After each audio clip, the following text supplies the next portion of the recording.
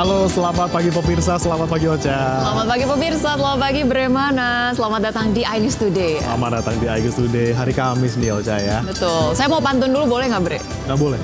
Boleh dong. Boleh. Boleh dong. Ini Bre, beli roti rasanya kismis. Apa tuh Selamat artinya? hari Kamis.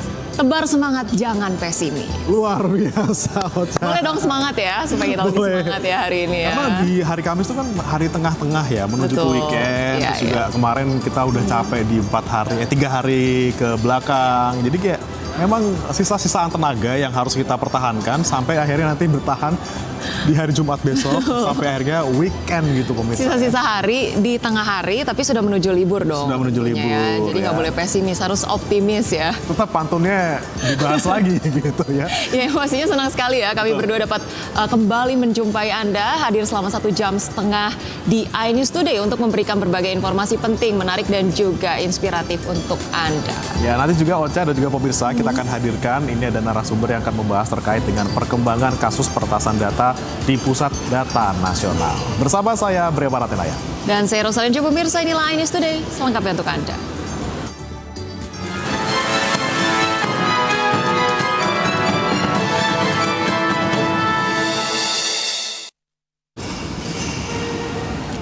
Informasi lainnya pemirsa, 2 pemuda di Makassar, Sulawesi Selatan diringkus polisi akibat memanah pemuda lain karena kesal kalah bermain sepak bola.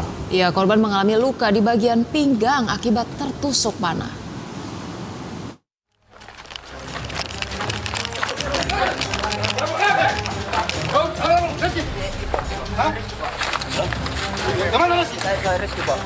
Dua pemuda berinisial RS dan MS ini pasrah saat ditangkap tim The Ghost Dermaga Satreskrim Polres Pelabuhan Makassar karena menganiaya pemuda lain menggunakan panah.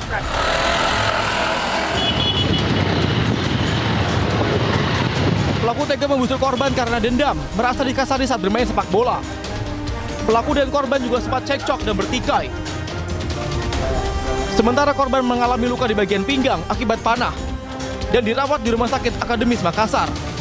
Pelaku itu dendam dengan korban di mana pada saat melakukan pertandingan bola, korban ini melakukan permainan dengan kasar terhadap pelaku dan pelaku merasa dendam dan mengambil busur dan melakukan pembusuran kepada korban.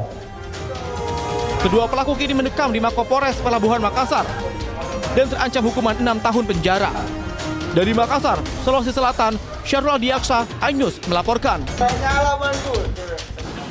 Jadi mau main panah, pemain bola jadinya, pilih salah satu. Jangan kesel gitu dong. Oh, jangan kesel. Karena kadang-kadang kalau main kayak gitu kan memang emosi gitu kan. Betul, kadang-kadang. betul. Tapi kan lagi-lagi ya, kalau udah iya mau ikut lomba ya siap menang siap kalah dong. Masa harus menang gitu ya. Ini baru lomba kayak gini, belum Iya. kalau misalnya bersaing di tempat kerja misalnya kan. Gimana kalau Piala Dunia? Piala Dunia, waduh. Tapi ya Amit pastinya lah ya. ini harus hati-hati juga ya. Mungkin tadi kan anak-anak ya, orang tua Ya. juga perlu mengawasi lah ya dengan siapa anak-anaknya bermain ya. Dan diliatin kalau pas berangkat dia bawa apa. Kok bisa bawa panah kan bisa Bawa dibawa. panah.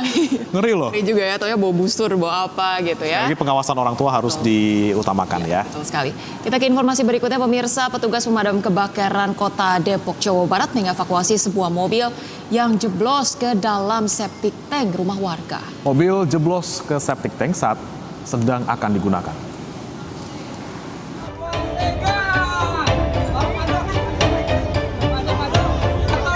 Dengan menggunakan sejumlah alat termasuk alat katrol kerekan, petugas Dinas Pemadam Kebakaran Kota Depok, Jawa Barat mengevakuasi sebuah mobil milik warga yang kejeblos ke dalam septic tank di kawasan Rawadenok, Pancoran Mas, Depok, Jawa Barat, Selasa pagi.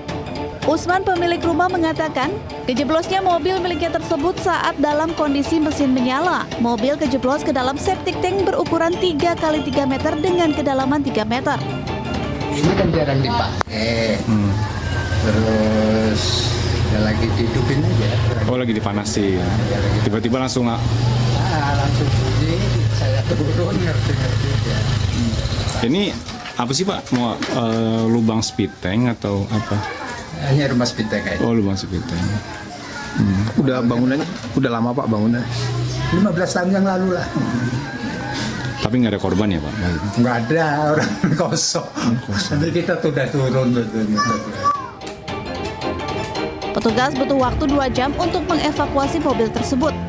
Beruntung tidak ada korban jiwa dalam peristiwa ini, namun pemilik rumah harus memperbaiki septic tanknya yang amblas tersebut dan membersihkan mobilnya yang kotor serta memperbaiki bodi mobil yang rusak. Dari Depok, Jawa Barat, Iyung Rizky, iNews melaporkan. Pemirsa, gara-gara sopir mengantuk, sebuah truk kontainer menabrak truk box yang sedang parkir. Ya, akibat ditabrak kontainer, truk box melaju dan menabrak sebuah bengkel las hingga rusak parah.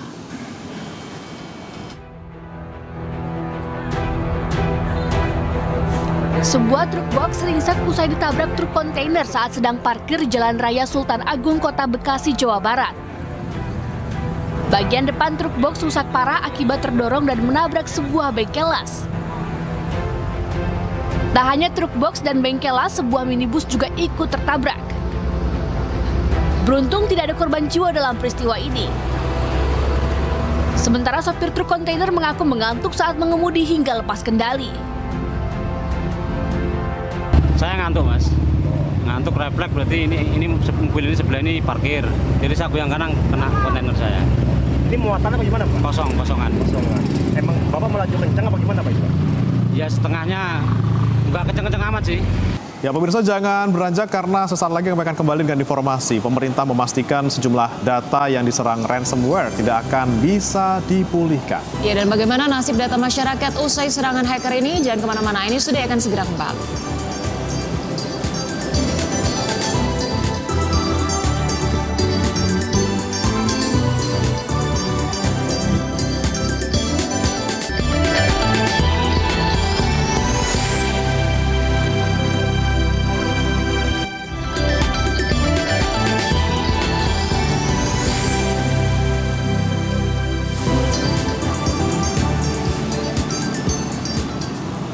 Anda kembali di iNews Today pemirsa. Pemerintah memastikan sejumlah data milik kementerian, lembaga, dan Pemda yang diserang ransomware tidak akan bisa pulih. Ya, saat ini data tersebut telah diisolasi dan tidak bisa diambil balik oleh hacker maupun pemerintah. Dengan resource yang kita miliki, yang jelas data yang sudah kena ransom ini sudah tidak bisa kita recovery, gitu ya. Jadi kita menggunakan sumber daya yang masih kita miliki. Yang nomor satu, kita mengidentifikasi ada tenan-tenan yang masih memiliki backup ya, di lokasi Surabaya maupun yang ada di lokasi Batam. Jadi kira-kira jumlahnya 44 tenan. Jadi ini kita masukkan sebagai recovery stage 1 gitu ya. Jadi kita kontak, kemudian kita klarifikasi dengan para tenan dan mulai kita upayakan untuk bisa kita aktifkan layanannya, tentu melalui medium temporer ya. Jadi kita punya 2 medium temporer di PDN 1 dan 1 media lain yang kita siapkan untuk mengaktifkan temporer ini.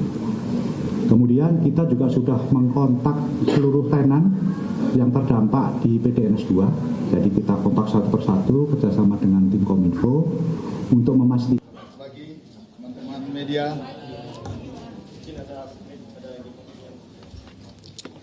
Baik, Assalamualaikum warahmatullahi wabarakatuh. Selamat siang dan salam sejahtera bagi kita semua. Salam Om Swastiastu, Namo Buddhaya, salam kebajikan. Selamat datang kami. Oke, baik. Untuk ini saya kira di sini ada Pak Semi dari Kominfo untuk menjawab satu-satu ya. Oke. Dari tes dari data yang terinfek, jadi yang berdampak itu ada 210 instansi yang berdampak dari baik itu pusat maupun daerah. Yang sudah up itu tadi Kemenkominfo Pak.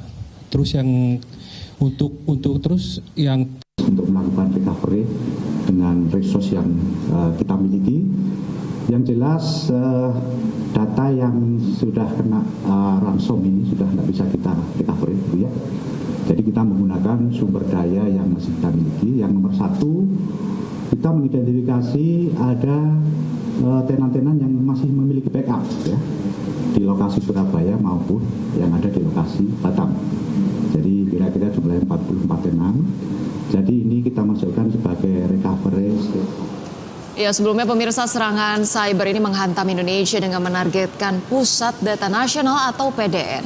Serangan itu tidak hanya mengancam keamanan data warga, namun juga menyebabkan gangguan di berbagai layanan umum yang bergantung pada pusat data nasional.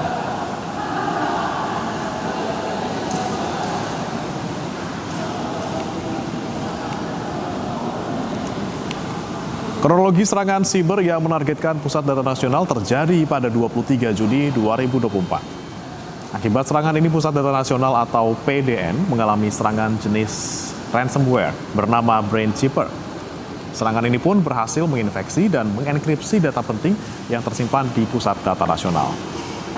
Dalam serangan ini, pelaku menuntut tebusan sebesar 8 juta dolar Amerika atau sekitar 131 miliar rupiah untuk membuka kembali data yang telah dienkripsi. Menurut data Badan Siber dan Sandi Negara atau BSSN, hingga Siburian serangan ini merupakan pengembangan baru dari ransomware Lockbit 3.0 dan lebih dari 50 juta data warga beresiko terekspos dalam insiden ini.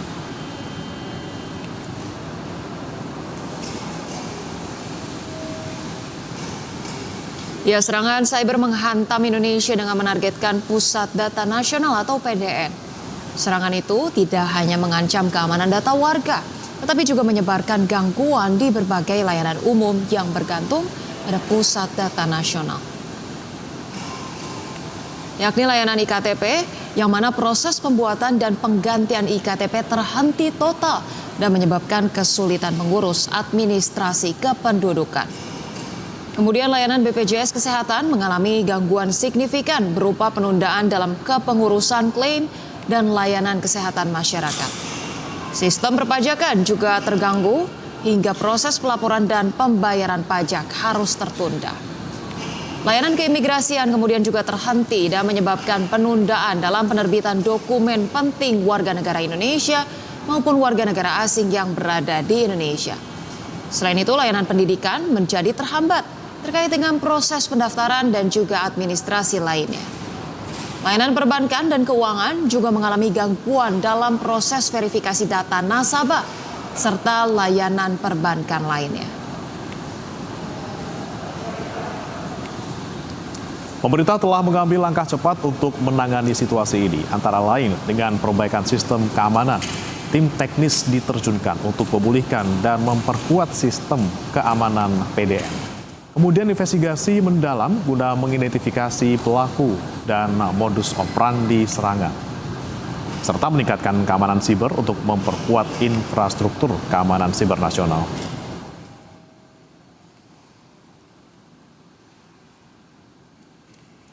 Dan pemirsa, untuk membahasnya lebih dalam terkait dengan adanya gangguan layanan publik akibat serangan ransomware terhadap server Pusat Data Nasional atau PDN, kami sudah bergabung bersama Ketua DPP Perindo Bidang Inklusif dan Keberagaman Bapak Anjas Pramono dan Direktur Jenderal Informasi dan Komunikasi Publik Kominfo Usman Kansong. Selamat pagi Pak Anjas dan Pak Usman. Pagi Pak Anjas, Pak Usman.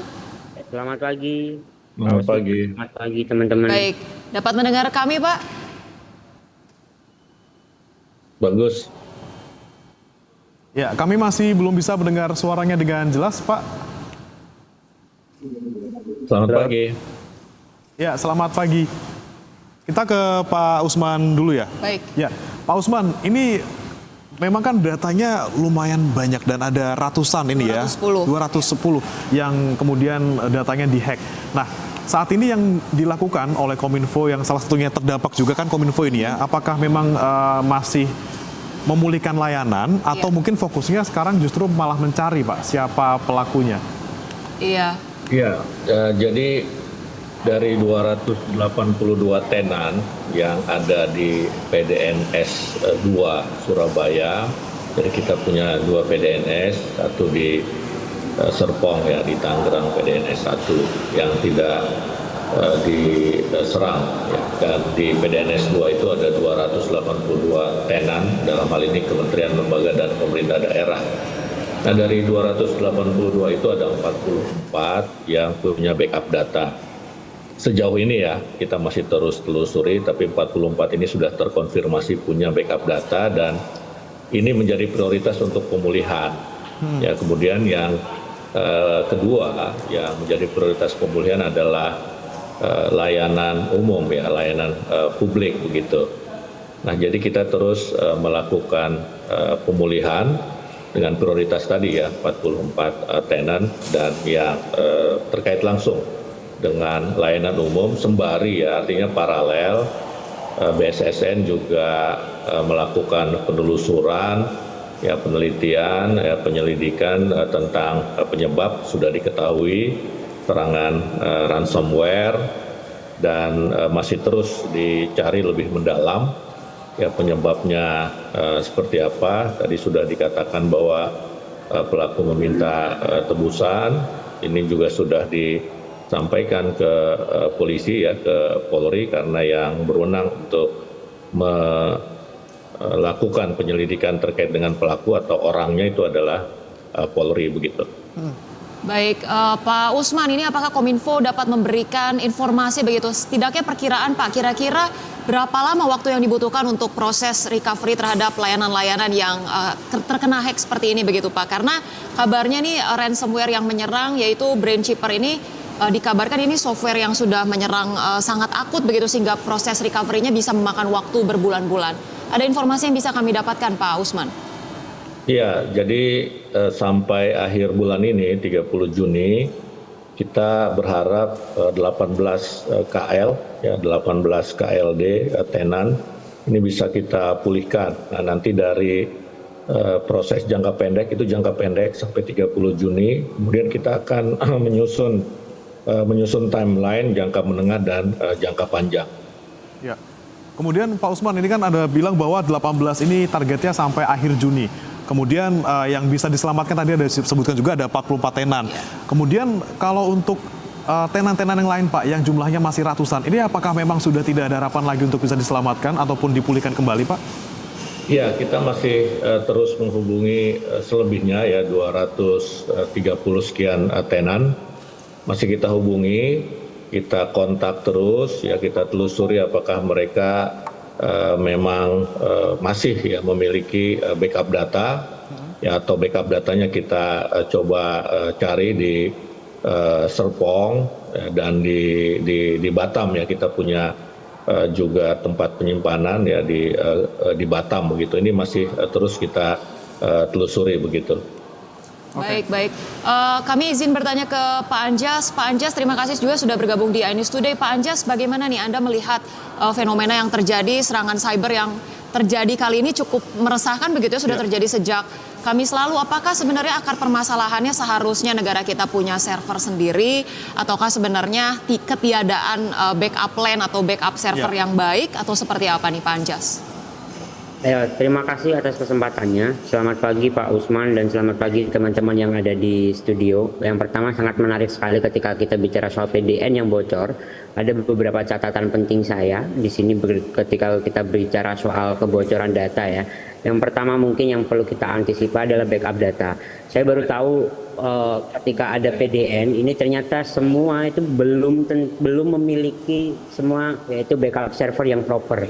Artinya apa? Bahkan sekelas, karena kebetulan saya juga seorang IT engineer, kemudian dapat beasiswa juga di Amerika, UNO di 2019. Dan saya pikir di dalam sekelas website atau portal mikro saja, saya yakin itu semuanya sudah memiliki backup server. Nah, yang menjadi fatal adalah ketika sekelas PDN yang dimana ini skalanya nasional dan global dan sangat urgensial, karena di situ juga terdapat data penduduk, ternyata masih belum sepenuhnya, seperti yang dikatakan Pak Osman tadi, ternyata belum sepenuhnya memiliki backup server yang proper. Padahal ketika kita berpaku pada peraturan Perpres 132 kalau tidak salah tahun 2022 tentang SPBE atau sistem pemerintahan berbasis elektronik, di situ jelas dinyatakan bahwa salah satu poin di situ dinyatakan bahwa backup server itu menjadi poin utama.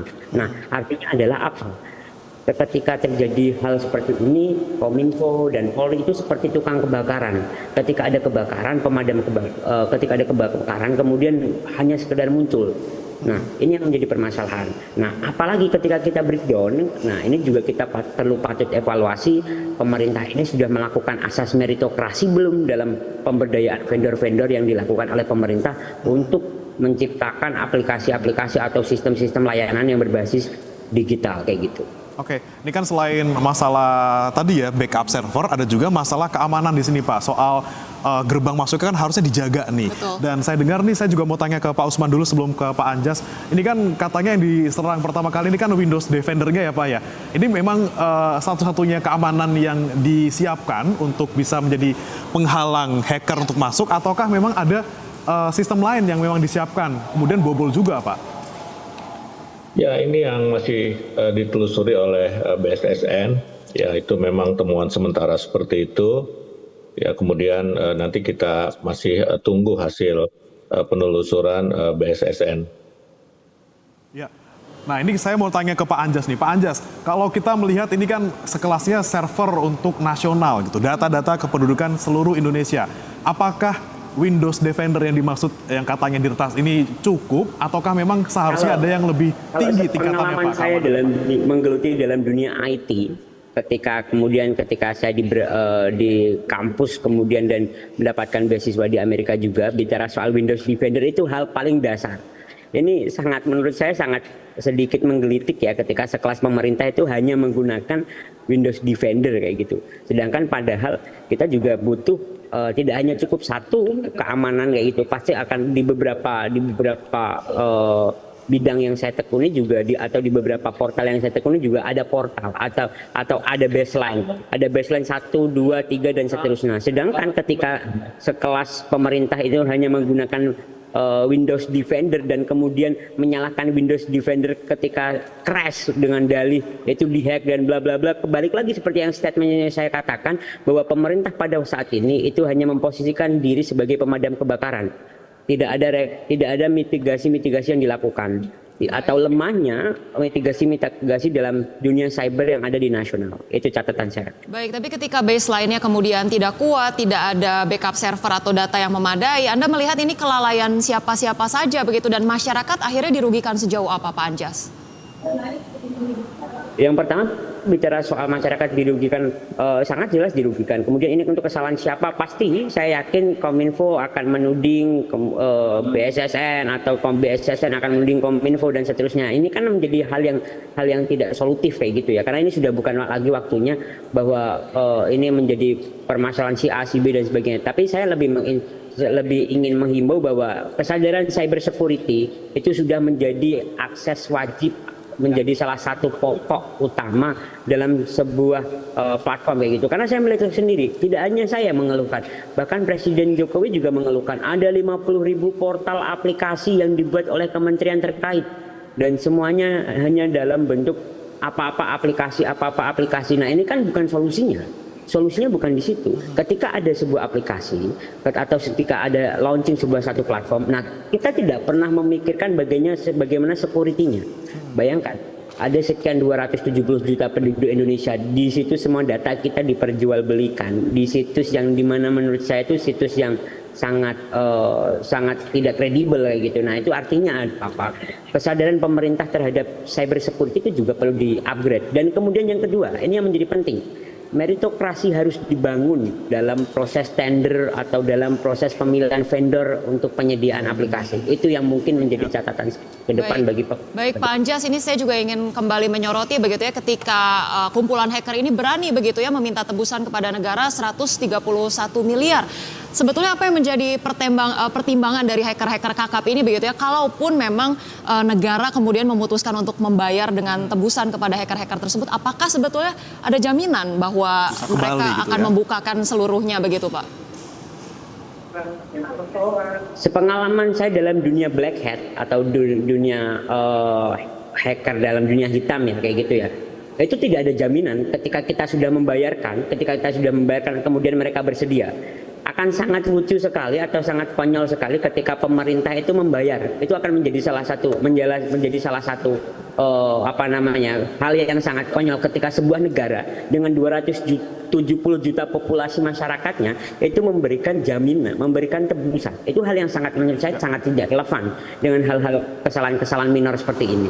Nah, itu artinya apa? Perlu refleksi, perlu evaluasi skala minor, kemudian skala mayor, supaya apa? Keamanan cyber ini juga akan terus diperhatikan di kemudian hari. Baik, saya ke Pak Usman lagi. Pak Usman, ini kan saya dengar juga pemerintah tidak akan membayar tebusan katanya ya, seperti itu. Dan kemudian Ini kemudian bisa dijamin nggak nih Pak, data-data kita yang tadi kan ada 44 tenan yang sudah ada backupnya, itu sudah dipastikan akan bisa aman, ataukah ada kemungkinan data-data kita sudah di-copy ataupun disalahgunakan di dark web sana oleh hacker-hacker itu? Bisa dipastikan nggak Pak kalau data kita sudah aman?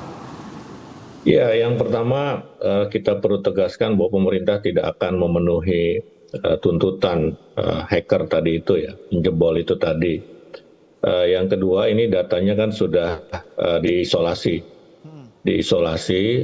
oleh kita juga, ya oleh BSSN, ya oleh Telkom Sigma, ya sehingga data itu aman. Memang risikonya adalah sulit untuk memulihkannya lagi begitu, untuk mengambilnya. Tetapi ini risiko yang barangkali perlu kita ambil ya, daripada data kita kemana-mana, ya lebih bagus kita isolasi begitu. Sementara nanti coba kita lihat ya, tadi saya sampaikan kita masih menelusuri ya, mudah-mudahan bukan cuma 44 itu yang punya backup data ya, karena kita masih terus menelusuri dan mungkin juga ada di PDNS 2 ataupun di PDNS 1 ataupun di Batam itu tadi ya. Jadi kita berusaha ya untuk data itu ya tetap, kalau sudah terenskripsi nanti coba Mas Anjas bisa jelaskan, ini kan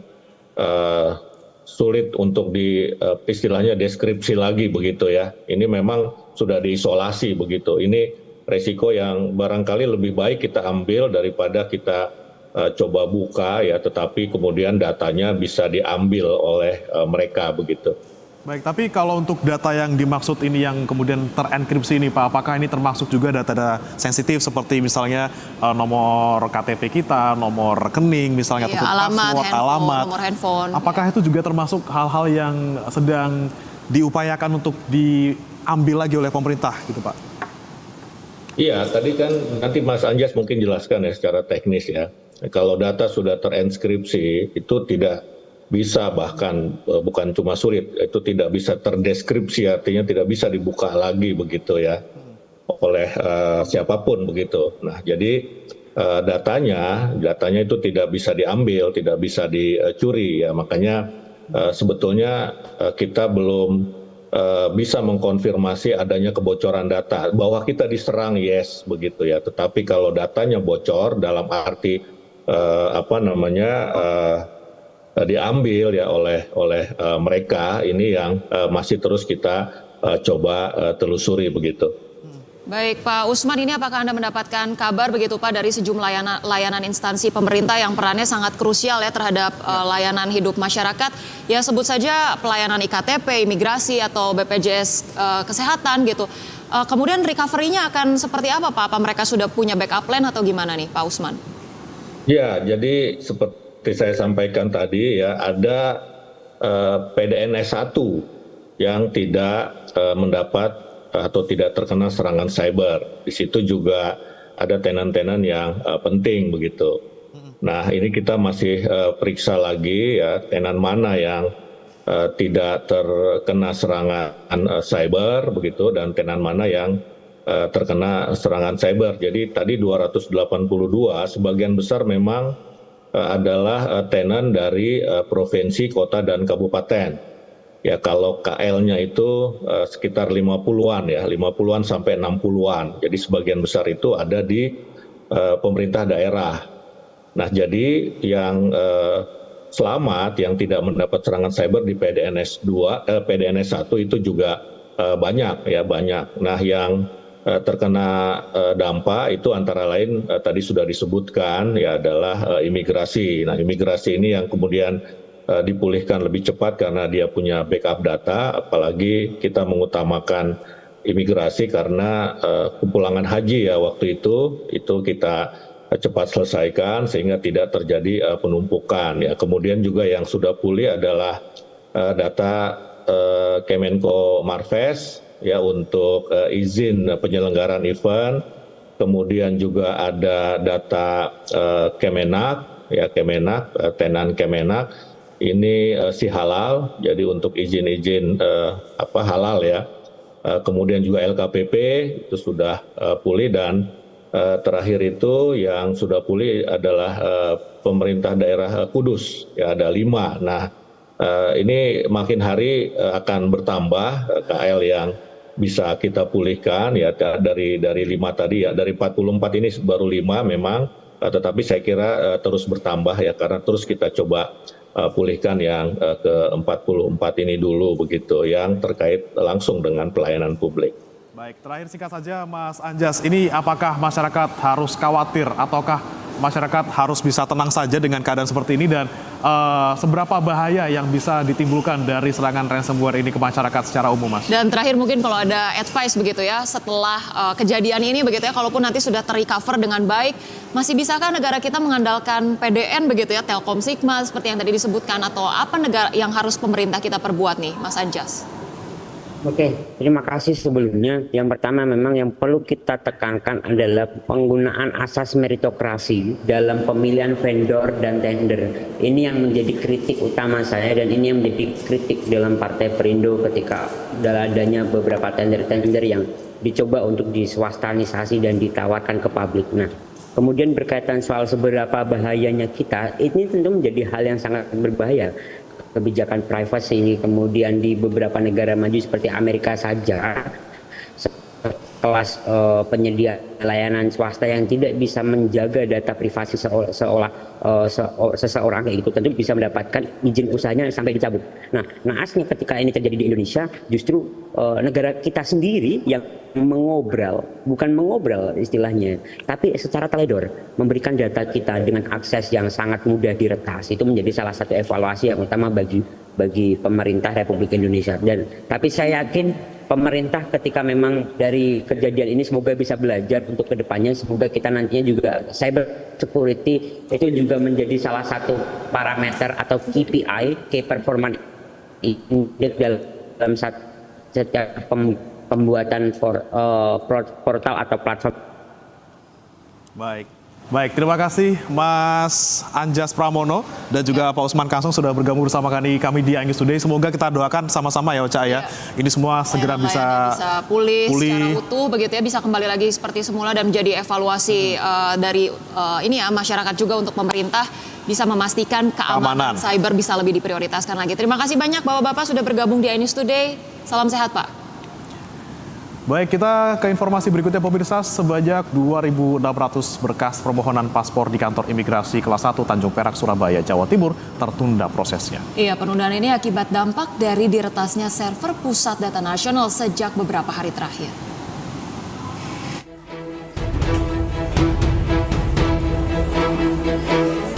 Sejumlah layanan publik di Indonesia terkena dampak peretasan server pusat data nasional. Salah satunya di kantor imigrasi kelas 1 Tanjung Perak, Surabaya, Jawa Timur.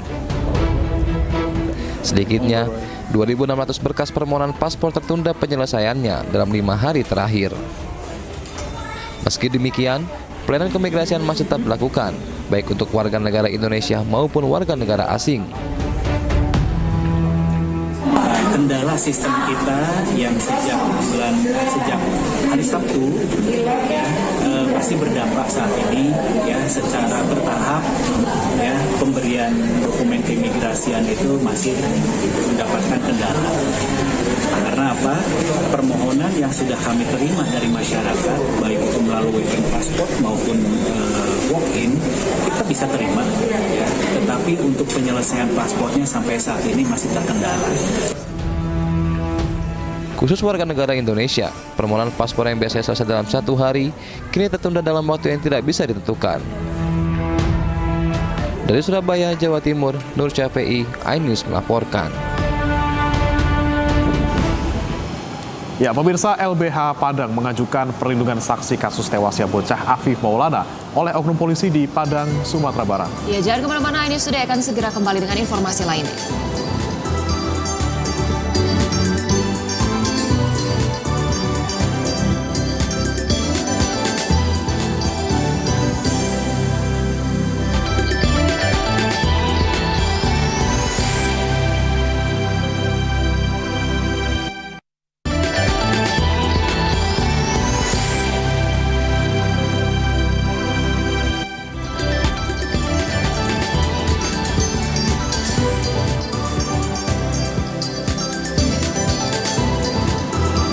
Ya, pemirsa, terima kasih Anda masih bersama kami di iNews Today. Pemirsa, kuasa hukum Peggy Setiawan menolak keras rencana rekonstruksi yang akan digelar oleh Polda Jawa Barat dalam waktu dekat. Ya, penolakan itu berdasarkan anggapan bahwa Peggy bukan pelaku dalam kasus pembunuhan Vina dan Eki.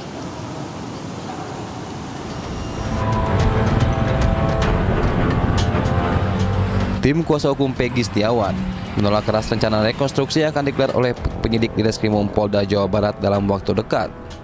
Penolakan ini disampaikan langsung oleh Sugianti Irianti, salah satu kuasa hukum Peggy Setiawan. Sugianti meyakini Peggy tidak terlibat dalam kasus pembunuhan Vina dan Eki pada tahun 2016 silam. Hal itu dikuatkan dengan berbagai bukti keberadaan Peggy di Bandung saat peristiwa terjadi. Terlebih, hingga saat ini, tim kuasa hukum Peggy belum menerima undangan rekonstruksi dari Polda Jawa Barat. Nah, rekonstruksi ini adalah bagian dari penyidikan. Jadi kita harus mendampingi Peggy Setiawan pada saat rekonstruksi, dan kita pun akan menolak dilakukannya rekonstruksi karena Peggy Setiawan tidak tahu menahu dan tidak mungkin dia akan melakukan olah TKP atas apa yang tidak dia ketahui dan tidak pernah dia lakukan. Sementara itu, terkait penundaan sidang pra-peradilan yang akan digelar pada tanggal 1 Juli mendatang, kuasa hukum Peggy Setiawan telah menyiapkan sedikitnya 10 saksi dan saksi ahli. Kuasa hukum berharap pihak Polda Jawa Barat menghadiri sidang pra-peradilan untuk menguji keterlibatan Peggy dalam kasus Vina dan Eki. Dari Cirebon, Jawa Barat, Toy Skandar, iNews melaporkan. Pemirsa, Polda Jawa Barat buka suara terkait ketidakhadiran pada sidang pra-peradilan Peggy Setiawan karena ada agenda lain. Namun Polda Jawa Barat berjanji akan hadir di sidang pra-peradilan lanjutan.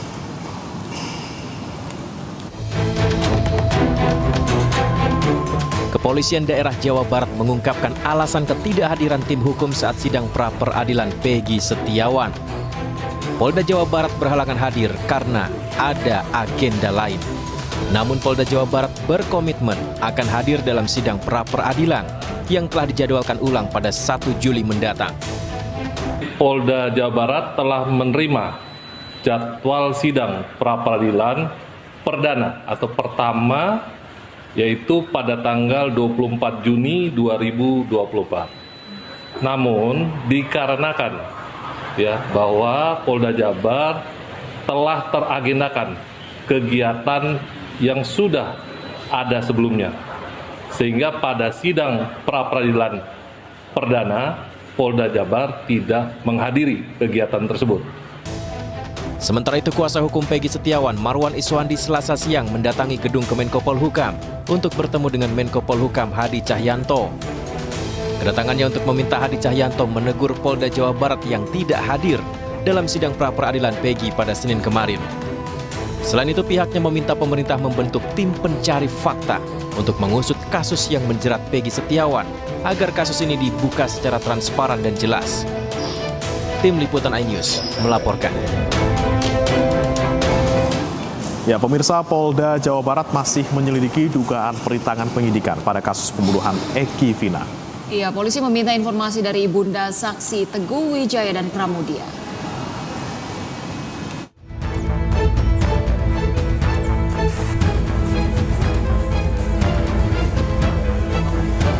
Nur Kaisi, ibunda dari Teguh Wijaya yang sempat menjadi saksi pada penyidikan tahun 2016 lalu, penuhi panggilan Polda Jawa Barat. Saksi lain yang dipanggil adalah Pramudia dan keduanya didampingi tim penasehat hukum. Selama pemeriksaan, Nur Kaisi menjawab 22 pertanyaan perihal keberadaan narapidana pada kasus pembunuhan Vina dan Eki di Cirebon. Sedangkan Pramudia dicecar 20 pertanyaan. Ditanya tentang para terpidana tersebut, pada waktu itu sedang apa? Dijawab sedang bakar-bakaran, ya Bu. Ya. Membakar-bakaran, ternyata mereka sedang minum ciu.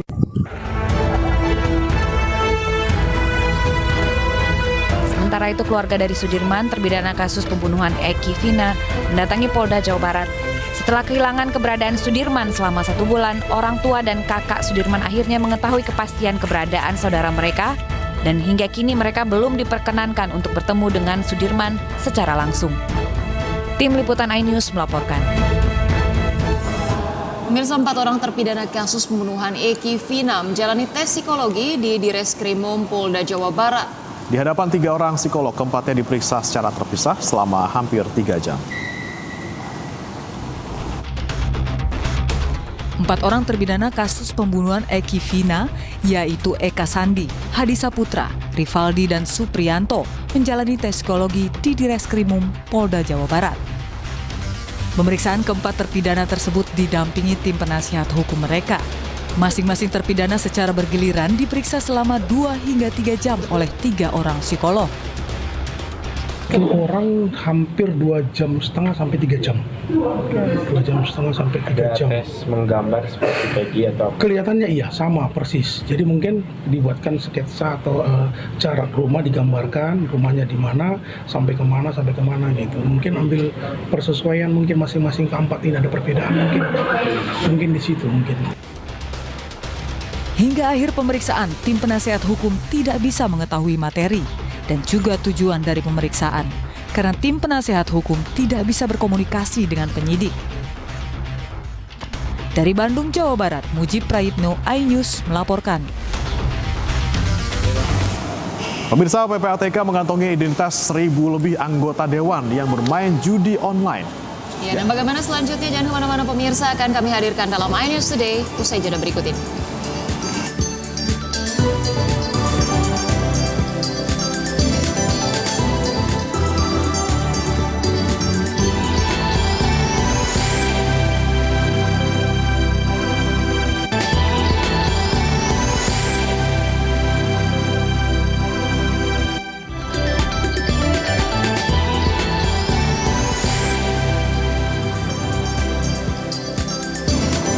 Anda kembali di iNews Today bersama saya Breman Athena dan juga rekan saya Rosalin Ciu. Pemirsa, Pusat Pelaporan dan Analisis Transaksi Keuangan atau PPATK melaporkan ada 1.000 anggota legislatif baik dari pusat, provinsi, kabupaten ataupun kota yang bermain judi online. Ya, jumlah total transaksinya hampir 25 miliar rupiah.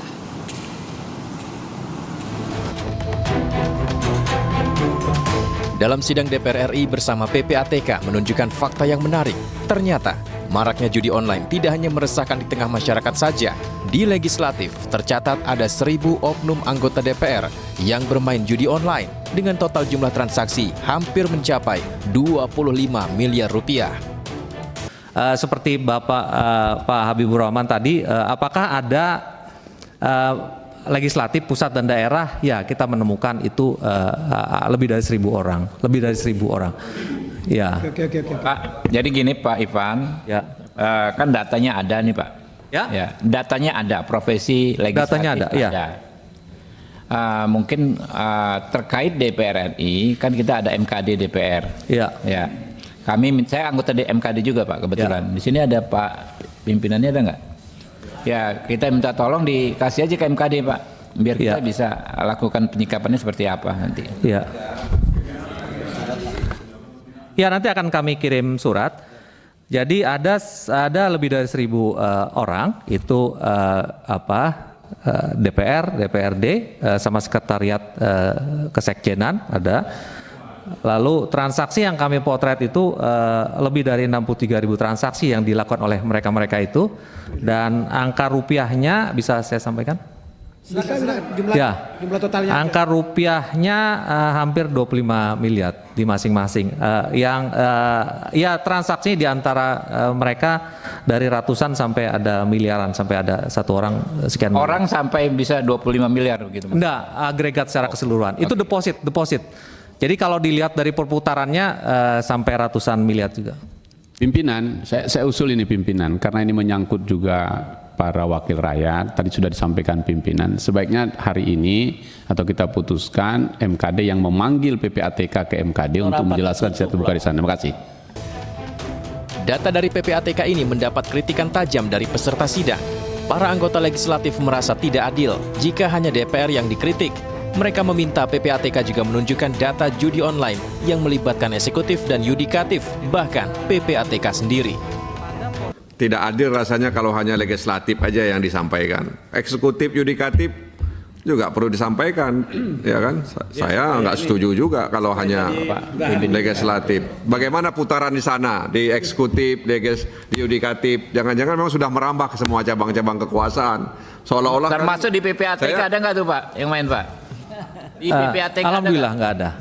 Alhamdulillah nggak ada. Setuju pimpinan, setuju. Saya kira eksekutif cuma juga. Sedikit orangnya, cuma 500 orang. Yudikatif juga. Dengan fakta PPATK ini, bagaimana caranya memberantas aktivitas ilegal ini jika benar judi online juga menyasar ke legislatif, eksekutif, dan yudikatif? Tim Liputan iNews melaporkan. Ya ini miris sekali ya, katanya bukan hanya di legislatif tapi di eksekutif yudikatif kayaknya ada nih gitu. Gimana nih tanggapannya? Ya tapi memang faktanya memang di semua lapisan sih Oca ya. Bener-bener dari tukang parkir, dari yang mangkal di pinggir jalan sampai anggota dewan kita aja ada yang main katanya. Iya, gitu. dan ini yang paling parah ya di anggota legislatif saja ini dari 1.000 orang kabarnya ada sekitar 63.000 transaksi. Ya, padahal anggota dewan ini kan wakil rakyat ya. Contoh hal-hal yang dicontoh dari mereka masyarakat itu sangat kita soroti begitu ya. Tapi memang karena perwakilan rakyat, jadi kelakuan rakyat juga mungkin diikutin. Waduh. Mungkin jangan sampai ya. Jangan ini kita nggak pernah mau yang namanya judi online ini menyebar kemana-mana, apalagi ke tingkatan atas yang seharusnya tadi menjadi contoh bagi masyarakat kita juga. Dan yang pastinya kita harapkan begitu ya PPATK jangan sampai ragu untuk menindak dan juga mereveal gitu ya data-data penggunaan judi online oleh pejabat publik juga. Betul. Gitu ya. Ya. Kita ke informasi berikutnya pemirsa. Kapolda Metro Jaya Irjen Pol Karyoto telah rutin melakukan pengecekan handphone anggotanya yang memiliki aplikasi judi online. Ia tidak akan segan memberikan tindakan sanksi kepada anggotanya yang terbukti melakukan judi online.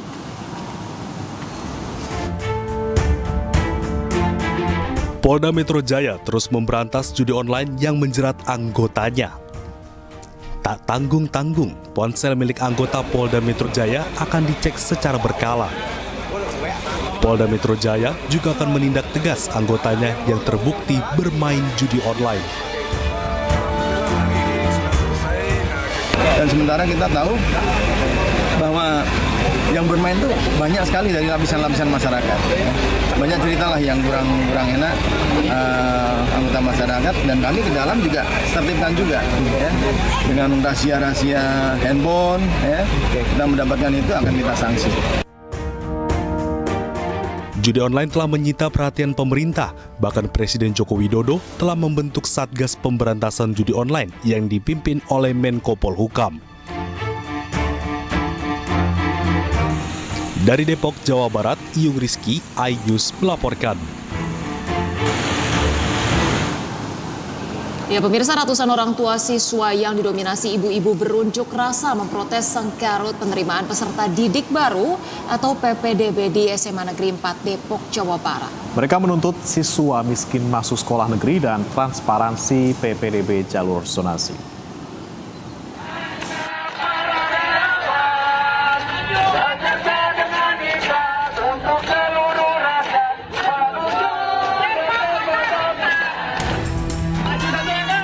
Para orang tua siswa yang didominasi ibu-ibu ini menggelar aksi menuntut transparansi penerimaan peserta didik baru atau PPDB di SMA dan SMK di Kota Depok. Sebagian peserta unjuk rasa adalah para orang tua yang anaknya gagal masuk SMA Negeri 4 Depok lewat jalur zonasi dan jalur afirmasi.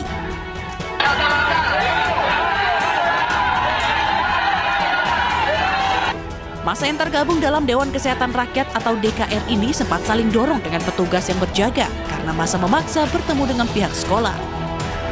Dalam aksinya, masa menuntut siswa miskin masuk sekolah negeri dan transparansi PPDB jalur zonasi. Menurut pengunjuk rasa, sekolah negeri yang mendapat subsidi dari negara seharusnya mengakomodir siswa dari keluarga miskin. Bicara jalur zonasi itu selalu dikaitkan dengan kedekatan rumah, tapi faktanya ada yang dekat dengan sekolah juga nggak bisa. Nah, yang paling miris adalah jalur fakir miskin atau jalur afirmasi, jalur KETN. Harusnya kan mereka itu diadunya dengan adu kemiskinan gitu loh, bukan kok ujung-ujungnya tetap jarak. Nah ini kan aneh. Oleh karena itu acara hingga masa membubarkan diri, pihak SMA Negeri 4 Depok tak kunjung menemui para orang tua siswa yang berunjuk rasa ini. Dari Depok, Jawa Barat, Iyung Rizky, iNews melaporkan. Dinas Pendidikan Provinsi Jawa Barat mendiskualifikasi puluhan calon siswa baru pada pendaftaran penerimaan peserta didik baru atau PPDB tahap pertama. Iya, hal ini dikarenakan ditemukannya dokumen kartu keluarga yang tidak sesuai dengan domisili atau palsu.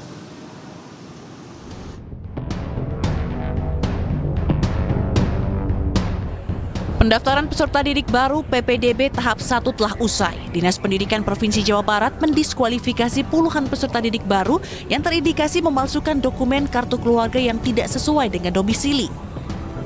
Dianulirnya puluhan calon siswa baru di 2 sekolah, yakni SMA 3 dan SMA 5 Bandung ini, berawal saat tengah dilakukan proses verifikasi dan validasi oleh pihak sekolah. Hasilnya, ada 94 calon siswa baru yang kedapatan mendaftar menggunakan kartu keluarga palsu. Hal ini telah melanggar Pergub nomor 9 tahun 2024 tentang PPDB. Terkait hal ini, Pemprov Jabar pun berkomitmen untuk serius menangani pelanggaran agar PPDB tahun ini bersih, jujur, dan transparan. Ini saya sampaikan berkali-kali, kami serius dalam PPDB kali ini. Jadi kami hanya ingin meletakkan dasar peraturan dengan baik dan jangan mengakali. Jadi kalau memang tidak domisili di situ ya jangan bikin kakak di situ. Karena kan juga kami itu dengan berhati memutuskan manulir itu kan berat kan harus sudah pengumuman kapan tapi kan kami menegakkan aturan. B. Mahmudin pun meminta orang tua agar tidak memaksakan diri untuk memasukkan anaknya ke sekolah favorit dengan cara yang tidak benar, yakni memasukkan dokumen. Dari Bandung, Jawa Barat, Irfan David, iNews melaporkan. Ya, ini juga meresahkan sekali ya, Bre ya. Ternyata sebetulnya masih banyak sekali begitu ya dengan adanya sistem zonasi ini sampai hari ini belum efektif begitu ya, karena pemalsuan ini artinya pemerintah juga belum cukup baik begitu ya dalam hal verifikasi ataupun audit mengecek gitu ya apakah identitas ini asli atau enggak. Nah, selain tadi yang soal palsu-palsu, memang kan zonasi ini kan tujuannya biar rata lah pendidikannya dan tidak ada pilih-pilihan sekolah favorit. Cuman buat saya milenial, mungkin juga Ocha dulu ngerasain ya yang namanya berjuang mendapatkan sekolah favorit itu tuh luar biasa gitu kan. Dan di satu sisi juga saya pengen kembali ke masa lalu juga gitu kan, gimana caranya mungkin kita bertarung satu sama lain untuk mendapatkan sekolah yang terbaik. Ya. Tapi di satu sisi sistem zonasi juga baik begitu ya, sebenarnya tujuan awalnya adalah untuk pemerataan pendidikan begitu ya. Tapi sayangnya nih kelihatannya masih banyak orang tua mungkin yang punya mindset tetap nih maunya di sekolah-sekolah tertentu hingga akhirnya nekat melakukan pemalsuan dokumen. Ini harus ditindak secara tegas begitu ya supaya oknum-oknum ini udah deh jangan lagi gitu ya. Itu benar tadi didiskualifikasi karena udah pakai palsu nggak bisa masuk sekolah. Bahkan mungkin kalau ada sanksi pidana bisa ditegakkan. Mungkin takut jangan pakai pidana lah, mau masuk sekolah mau masuk penjara janganlah. Ya kita serahkan pada pihak berwenang ya. Kalau soal penjara mungkin KPK aja kali ya. Kalau soal penjara-penjaraan pidana ya. Nah, ini beritanya gimana nih, Bre? Soal KPK nih Ocha ya. Jadi KPK menerbitkan surat edaran tentang pencegahan korupsi dan pengendalian gratifikasi dalam penyelenggaraan penerimaan peserta didik baru atau PPDB. Iya, hal ini dilakukan usai KPK menemukan adanya praktik kecurangan melalui survei penilaian integritas pendidikan 2023. Ada perkara yang pernah kita juga tangani, yaitu di perkaranya OTT-nya Unila. Nah, ini terkait dengan penerimaan ini. Tapi yang saat ini adalah lebih kepada dikedepankan itu pencegahan. Itu pencegahan. Jadi belum masuk kepada kami ya. Belum masuk kepada penyelidikan maupun penyidikan. Nanti kalau sudah ada, kami akan sampaikan. Pemirsa, 6 anak Palestina yang menderita penyakit kronis dipindahkan pada hari Senin dari Gaza Utara ke rumah sakit lain di selatan. Iya, jangan kemana-mana, ini sudah akan segera kembali dengan informasi lainnya.